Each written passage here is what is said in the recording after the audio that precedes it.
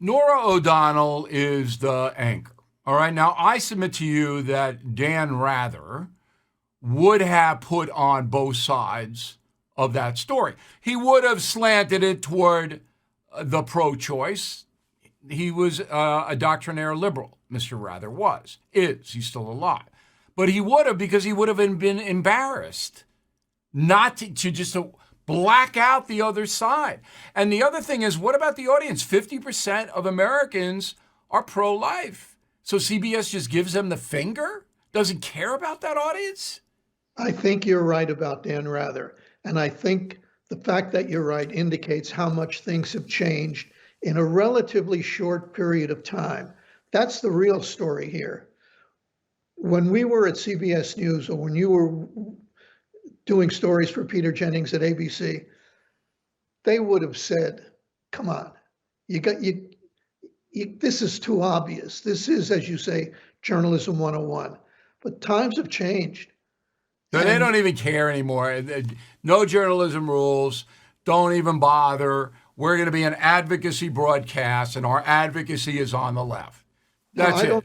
I don't know if Nora O'Donnell, one day earlier or one day later, interviewed a pro-choice person. Doesn't matter. A pro-life person. I don't know. It wouldn't matter. But because the story was there, and it was screaming out for both points of view to be challenged, by the way. I mean, she should have challenged both points of view, as I did with, I don't know whether you saw Governor Noem from South Dakota on this broadcast a couple of days ago, but I challenged the governor. I wasn't a cupcake. I don't do cupcakes, as you know. But what I just want everybody to know that news reporting in America, objective, trying to get the truth, fair and balanced, is dead with a capital D. I have a solution. You want to hear it? Go ahead. I came up with this idea a while ago as a sort of a joke, but I'm not joking anymore. We need an affirmative action program for the smallest minority in America's newsrooms, conservative journalists. And that affirmative action program would involve going out and finding conservative journalists and telling them, keep your opinions to yourself. Check your opinions at the front door, just as we want liberal journalists to check their opinions at the door.